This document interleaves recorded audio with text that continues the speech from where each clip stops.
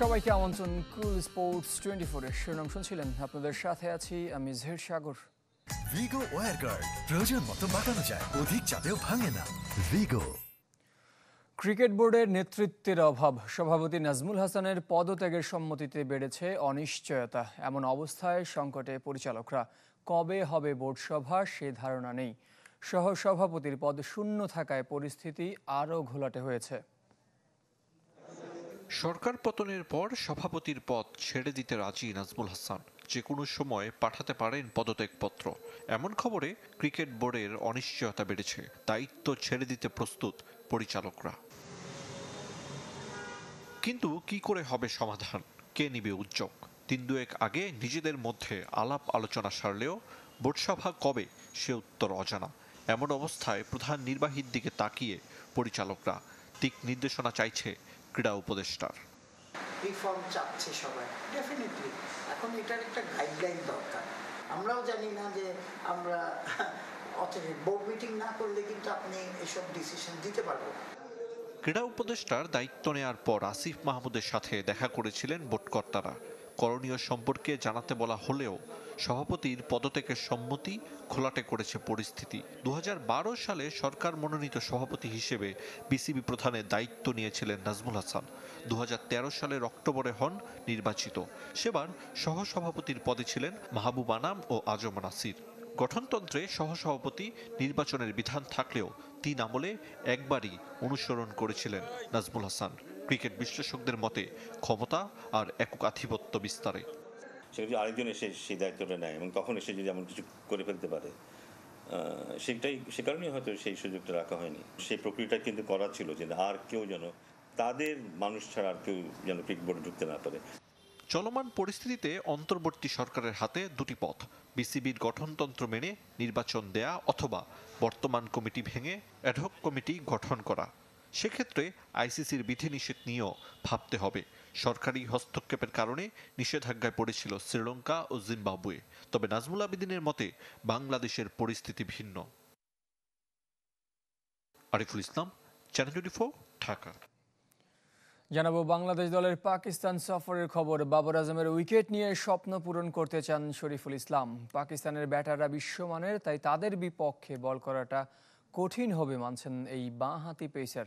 তবে নিজেদের বোলিং ইউনিটের উপর আস্থা রাখছেন তিনি। এদিন লাহোরে শেষবারের মতো অনুশীলন করেছে টিম বাংলাদেশ। পাকিস্তানের তো বটেই বিশ্বের অন্যতম সেরা ব্যাটার বাবর আজম। ফরম্যাট যেমনই হোক, তার দৃষ্টিনন্দন শট নজর কাটতে বাধ্য। বিশ্বের যে কোনো বোলারের স্বপ্নের উইকেট হবে বাবর আজমের, এমনটাই স্বাভাবিক। ব্যতিক্রম নন শরীফুল ইসলামও। বাবর আজম আমার স্বপ্নের উইকেট।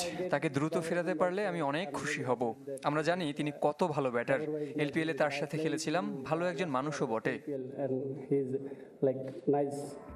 টেস্ট জিততে প্রতিপক্ষের 20 উইকেট তুলে নেওয়াটা জরুরি, তা ভালো করেই জানে শরীফুল। বাবর আজম ছাড়াও মোহাম্মদ রিজওয়ান, শান মাসুদ, আবদুল্লাহ শফিকের মতো ব্যাটারদের উইকেট নেওয়া কতটা কঠিন তাও জানেন টাইগার পেসার।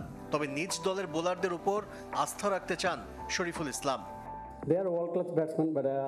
তারা বিশ্বমানের ব্যাটার, তবে আমাদেরও খুব ভালো বোলিং ইউনিট আছে। তাদের নিজেদের কন্ডিশনে খেলা, তাই আমাদের জন্য একটু কঠিন হবে। এগুলোর সাথে মানিয়ে নিতে হবে এবং লড়াই করতে হবে। রাওয়ালপিন্ডির উইকেট ব্যাটিং স্বর্গ হলেও পেসারদের জন্য কিছুটা সুবিধা থাকতে পারে। শরীফুলও তেমনটাই প্রত্যাশা করেন। আমি এখনো পিন্ডির উইকেট দেখিনি, শুনেছি ঘাস রাখা হচ্ছে। আমরাও এমনটাই প্রত্যাশা করি। প্রতিটা পেসারই উইকেটে ঘাস আর সিম মুভমেন্ট পছন্দ করে, আমাদের জন্য ভালো। শুক্রবার শেষবারের মতো লাহোরে অনুশীলন করেছে টাইগাররা। শনিবার ইসলামাবাদের পথে রওনা হবে। পরদিন প্রথম টেস্টের ভেন্যু রাওয়ালপিন্ডিতে অনুশীলন করবে বাংলাদেশ। আশিক রুদ্র, চ্যানেল 24।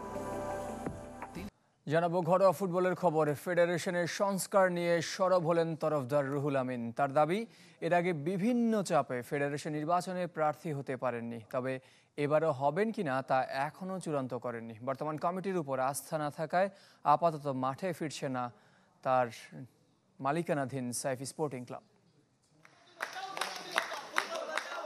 দেশের ফুটবল মাঠের চেয়ে এখন মাঠের বাইরের ইস্যুতে বেশি আলোচিত। আর নির্দিষ্ট করে বললে ফেডারেশনের সংস্কার। সভাপতি সহ বাকি পদগুলোতে পরিবর্তন নিয়ে সরব বিভিন্ন সংগঠক আর সংগঠন। তাদের একজন তরফদার রুহুল আমিন। একসময় ফেডারেশনের শীর্ষ পদে নির্বাচনের আগ্রহ ছিল, কিন্তু হঠাৎ করে ফুটবল থেকে দূরে পৃষ্ঠপোষকতা ছেড়েছেন। তার গড়া ক্লাবও নেই দেশের ফুটবলে।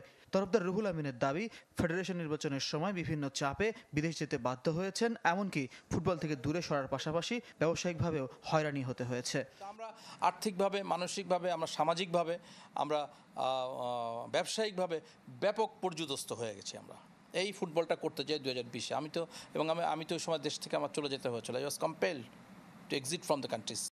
ফুটবল ফেডারেশনে পরিবর্তন দাবি তরফদার রুহুল আমিনেরও। বর্তমান কমিটির উপর আস্থা না থাকায় আপাতত মাঠে ফিরছে না সাইফ স্পোর্টিং ক্লাব।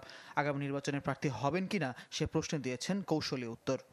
এটা আমরা চিন্তা করব, যদি সবাই চায়, দলমত নির্বিশেষে যদি সবাই চায়, তখন হয়তো আমরা চিন্তা করব। বাট এখন আমাদের হাতে কোনো রকমের ইচ্ছা নাই, কারণ আমরা তো প্রচণ্ড ক্ষতিগ্রস্ত। আমরা একদম উঠে দাঁড়ানোর মতো অবস্থা আমাদের নেই।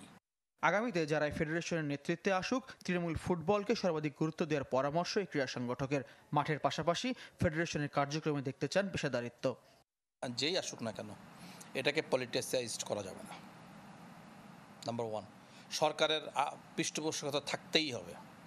আর্থিক সহযোগিতা যদি গভর্নমেন্ট না দেয়, তাহলে ফুটবল ফেডারেশনে যাওয়ার কোনো যুক্তি নেই।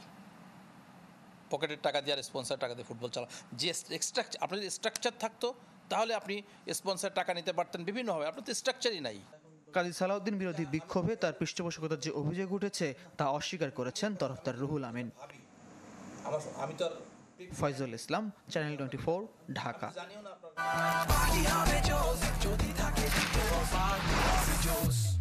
পাপরিকা আর মেক্সিকান মশলার মাইন্ড ব্লাস্টিং ফ্লেভারের ডিটোস পার্টি হবে জোস যদি থাকে ডিটোস।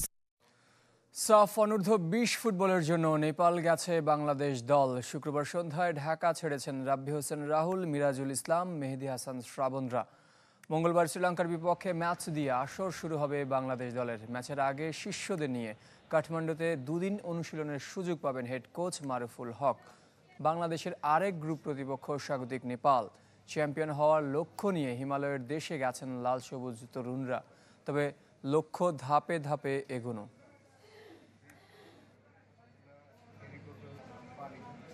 15 ডেজ আমরা ক্যাম্পটা করতে পারছি। তা আশাবাদ, তারপরেও আমাদের যেহেতু দেশ সেরা কোচ মারুফুল স্যারের আন্ডারে আমরা কাজটা করতে পারছি, অবশ্যই আমরা এই টিমটা নিয়ে অনেক আশাবাদী। এবারে যে 20 টিমটা হয়েছে, ম্যাক্সিমাম বিপিএল খেলা প্লেয়ার বা আপনি যেটা বলেন ন্যাশনাল টিমের প্লেয়ার আমরা আছি 2-3 জন। সবকিছু মিলে আলহামদুলিল্লাহ, যেহেতু সবাই এক্সপিরিয়েন্স প্লেয়ার, তো টিমটা আমার মনে হয় যে অনেক ব্যালেন্স টিম হয়েছে। ইনশাল্লাহ আমরা একটা ভালো রেজাল্ট করব। এই ছিল কুল স্পোর্টস 24 এখনকার আয়োজনে। খেলার সব আপডেট ও রিপোর্টগুলো দেখতে ভিজিট করুন facebook.com/sports24team এই পেজে। ধন্যবাদ সঙ্গে থাকার জন্য।